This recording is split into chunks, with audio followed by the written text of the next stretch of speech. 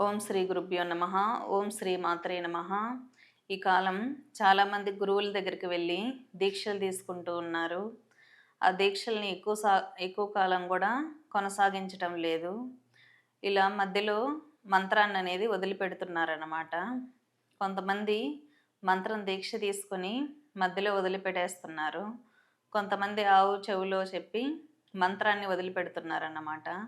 ఒకసారి గురువు దగ్గర నుంచి దీక్ష తీసుకొని మంత్రం మధ్యలో వదిలిపెడితే అతను దీక్ష తీసుకున్న వ్యక్తి దరిద్రం అనేది అనుభవించాల్సి ఉంటుంది. తంత్రశాస్త్రంలో కానీ వైదిక ధర్మంలో కానీ ఒకసారి దేవత దగ్గర దీక్ష తీసుకున్న తర్వాత మధ్యలో వదలడం అనేది మంచిది కాదు. అది సాధకుణ్ణి వెనక్కి తీసుకెళ్ళడం జరుగుతుందన్నమాట. కాబట్టి ఎవరైతే మంత్రదీక్ష తీసుకుంటారో వారు ఆ మంత్రాన్ని కొనసాగించడం అనేది చాలా ఉత్తమమైన పద్ధతి.